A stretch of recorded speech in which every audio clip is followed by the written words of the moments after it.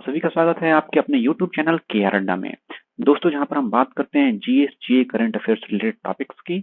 अगर आप हमारे चैनल पर पहली बार आ रहे हैं तो चैनल को सब्सक्राइब करना ना भूलें। सब्सक्राइब करने के लिए नीचे दिख रहे सब्सक्राइब बटन को हिट करें और बेल आइकन को दबाना ना भूलें।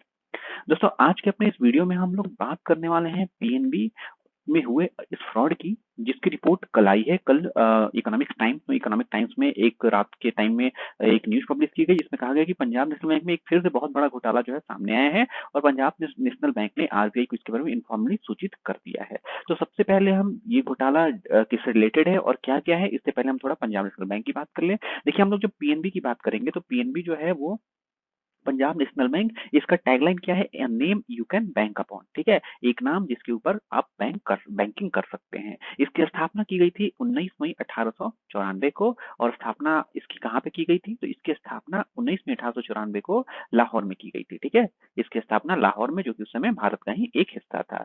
इसका अभी का वर्तमान मुख्यालय कहाँ है? तो नई दिल्ली में है। और इसके सीईओ और एमडी कौन है? तो एस मल्लिकार्जुन राव जी इसके सीईओ या एमडी हैं। ठीक है, बात कर ले पीएनबी की, तो ये भारत का second largest public sector bank है। यानी कि ये भारत का दूसरा सबसे बड़ा सार्वजनिक क्षेत्र का बैंक है। सबसे पहले नंबर पर कौन सा है?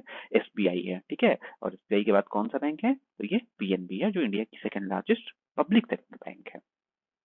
अब देखिए, जो घोटाला हुआ है, इस घोटाले में दूसरी कंपनी का नाम आया है, वो है डीएचएफएल। आप लोगों ने पहले भी न्यूज में इस कंपनी का नाम सुना होगा। डीएचएफएल की कर ली जाए तो भाई ये क्या है? तो ये एक हाउसिंग फाइनेंस कंपनी है, जिसको हम एचएफसी भी कहते हैं। ठीक है, हाउसिंग फाइनेंस कंपनी वो कंपनियां होती हैं जो कि हाउसिंग लोन के लिए लोन देने का काम करती है। तो डीएचएफएल भी एक हाउसिंग फाइनेंस कंपनी थी, जिसने लोन देना शुरू किया था। ठीक है, आपको हाउसिंग सेक्टर के लिए। इस कंपनी के अगर इतिहास की बात कर ली जाए तो ये 11 अप्रैल 1984 को इसको स्टैब्लिश किया गया था। इसका हेडक्वार्टर मुंबई में है और अभी इसके वर्तमान सीईओ हैं कपिल वाधवान। ये वाधवान फैमिली के द्वारा ही शुरू किया गया था डीएचएफएल। अब डीएचएफएल की अगर हम बात कर ले तो इसका फुल फॉर्म क्या होता है? दीवान हाउसिंग फाइनेंस लिमिटेड। तो आप देख सकते हैं भाई, यहाँ पे समझ में आ गया आपको कि ये क्या है, एक हाउसिंग फाइनेंस कंपनी है। हाउसिंग फाइनेंस कंपनी से जुड़ी एक और चीज आप यहाँ पे याद रखिएगा कि हाउसिंग फाइनेंस कंपनीज का रेगुलेटर कौन होता है? तो रेगुलेटर इसका कौन होता है? आरबीआई होता है। पहले इसका रेगुलेटर कौन हुआ करता था?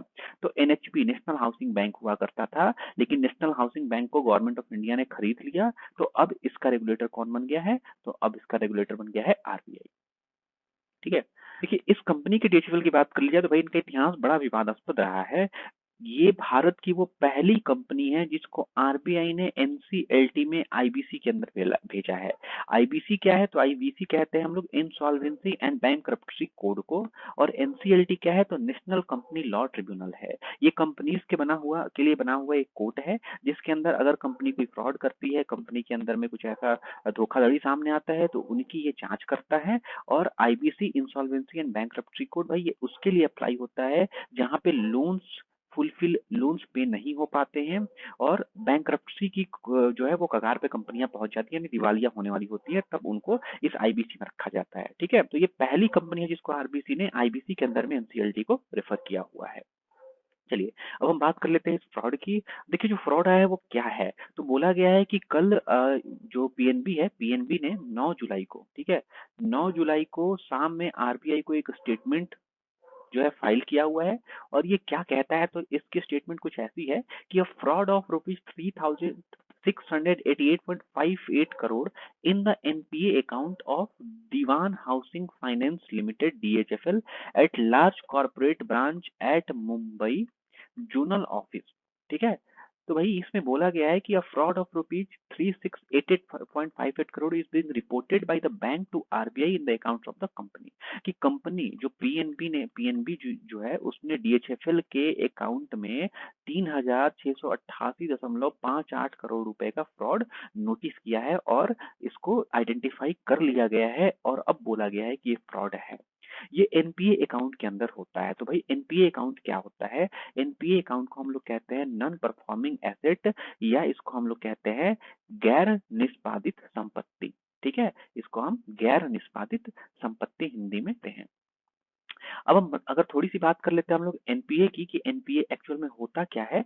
तो एनपीए एक्चुअल में वो अमाउंट होता है जिसके ऊपर में लोन लिया तो जाता है लेकिन वो रीपे नहीं किया जाता है। जैसे जैसे मान लीजिए कि कोई एक इंसान है ए, वो जाता है पीएनबी के पास में और बोलता है कि मुझे लोन चाहिए। पीएनबी उसकी हिस्ट्री को देखती है, सब कुछ देखती है, उसे 5,000 रुपए का लोन दे देती है और बोलती है कि भाई आपको आज से 3 साल बाद, यानी आज समझ लीजिए कि तारीख 10 जुलाई 2020 है, तो आज से 3 साल बाद यानी कि 2023 से आपको इस पे पैसा, आप इस लोन की भरपाई शुरू कर देंगे।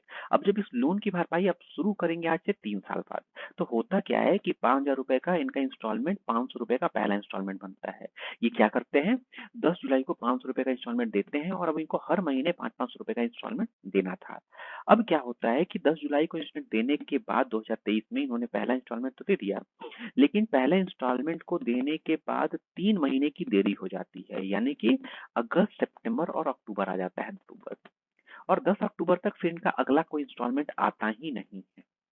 अब जब नहीं आता है यानी कि 90 दिनों का ये एक ड्यूरेशन हो जाता है जिसमें बैंक को उसके लोन पर कोई भी अमाउंट नहीं मिलती है, चाहे वो प्रिंसिपल हो या फिर वो इंटरेस्ट हो। तब बैंक क्या करती है, ऐसे अमाउंट को एनपीए कहती है, बोलती है नॉन परफॉर्मिंग एसेट है। देखिए नॉन परफॉर्मिंग यानी बैंक के लिए परफॉर्म नहीं कर रहा। बैंक के परफॉर्मेंस का मतलब क्या है कि भाई उसके लिए रेवेन्यू जनरेट करे, तो ये तो जनरेट नहीं कर रहा, उल्टा बैंक का ही पैसा डूब रहा है। तो ऐसे अमाउंट को हम एनपीए कहते हैं, ठीक है। और अभी जो इस 3,688.58 करोड़ को बोला गया है वो एनपीए अकाउंट पहले से था, यानी एनपीए में तो जा चुका था, लेकिन अभी भी बैंक को लगता था कि कुछ मिलेगा, कुछ ऐसा होगा कि जो वो इस पैसे को वापस करेंगे, लेकिन नहीं किया। तो अब फाइनली इसको इन लोगों ने एक फ्रॉड घोषित कर दिया है, ठीक है। अब यहाँ पे याद रखिएगा कि 100% प्रोविजनिंग इसके लिए करवाई गई है आरबीआई के द्वारा।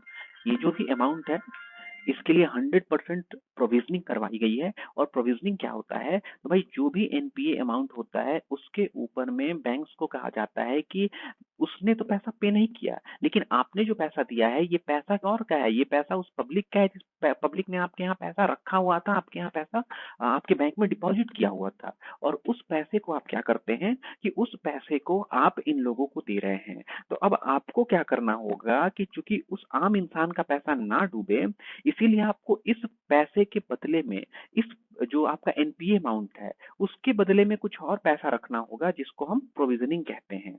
तो भाई आरबीआई ने इसके लिए प्रोविजनिंग करी हुई है।